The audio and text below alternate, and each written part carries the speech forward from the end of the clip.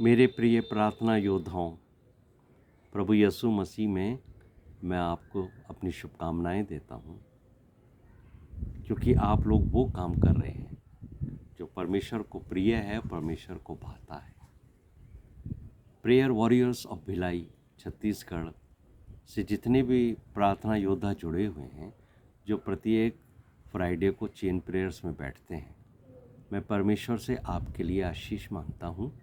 और मैं ये बताना चाहता हूँ आपको कि आज के समय में परमेश्वर ने आपको चुना है कि आप एक प्रेयर वॉरियर हों, क्योंकि ये वो समय है जब बहुत कम लोग प्रार्थना के अंदर अपना ध्यान लगाते हैं और प्रार्थना के लिए उत्साहित होते हैं और प्रार्थना के लिए एकत्रित होते हैं। यहाँ मैं आपके साथ प्रार्थना का महत्व भी बांटना चाहता हूँ।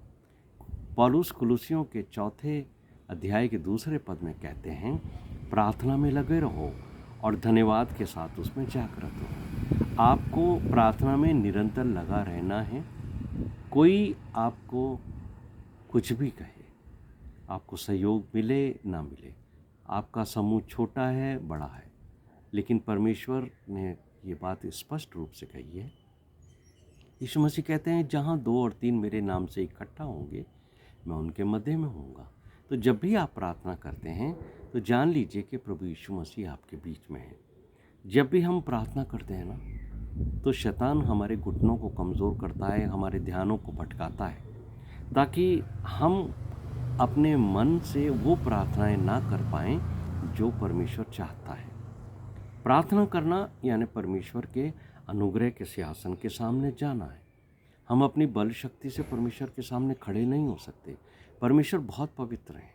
इसलिए जब हम यीशु मसीह के लहू में धुलकर अपने पापों की क्षमा प्राप्त करके परमेश्वर के अनुग्रह के सिंहासन के सामने जाते हैं, तो यीशु मसीह हमारे साथ होते हैं और वो हमारी प्रार्थनाओं को बल देते हैं। हमारी प्रार्थनाएं स्तुति और धन्यवाद के साथ होनी चाहिए।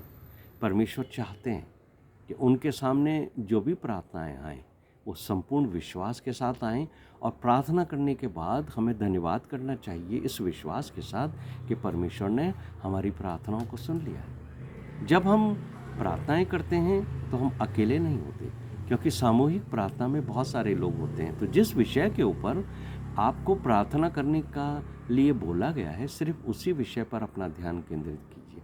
दूसरे विषयों को टच करने की ज़रूरत नहीं है, क्योंकि दूसरे लोग उन विषयों के ऊपर प्रार्थना करेंगे जो उन्हें दिया गया है, क्योंकि परमेश्वर चाहते हैं कि और लोग भी उनसे प्रार्थना करें। पौलुस जो हैं वो हमें एक मार्गदर्शन देते हैं फिलिपियों के 4 अध्याय के 6 पद में, और वो कहते हैं कि जब भी तुमने प्रार्थना कर ली है तो किसी भी बात की चिंता मत करो। हर विषय में हमारे निवेदन, प्रार्थना और विनती के द्वारा धन्यवाद के साथ परमेश्वर के सम्मुख रखे जाएं। बाइबल कहीं नहीं कहती है कि आप आंखें बंद करके प्रार्थना करो। आप आंखें खुली रख के भी प्रार्थना कर सकते हो। सिर्फ आपका मन जो है वो खुला होना चाहिए। मेरे प्रिय भाइयों और बहनों, यीशु मसीह की वो बात याद करिए जो मत्ती के 6 अध्याय में यीशु मसीह ने कही है कि जब तुम प्रार्थना करो ना, तो बंद दरवाजे कर लेना, अपनी किवाड़ बंद करना, अपनी कोठरी में जाना। उनका तात्पर्य ये है कि तुम संसार की सब बातों को अपने कानों से दूर कर लो, क्योंकि शैतान हमारे कानों में बाहर की जो बहुत सारी आवाज़ें होती हैं, ध्वनि प्रदूषण होता है, उससे हमारे ध्यानों को भटकाता है। लेकिन जब आप प्रार्थना करने बैठते हैं, चेन प्रेयर में बैठते हैं, सामूहिक प्रार्थना करते हैं, तो प्रभु चाहता है कि आपकी प्रार्थनाओं को सुने और स्वीकार करें। इसलिए एक मन होकर उन विषयों पर प्रार्थना करो जो दूसरों के जीवन को प्रभावित करती है। मेरी शुभकामनाएं आपके साथ हैं, और मैं भी निरंतर आपके साथ इस प्रार्थना समूह के लिए प्रार्थना करता रहूँगा, ताकि लोग आपके द्वारा बहुत परमेश्वर से आशीष प्राप्त करें और आप सबका आत्मिक जीवन उन्नति करता जाए। आप सबको जय मसीह की।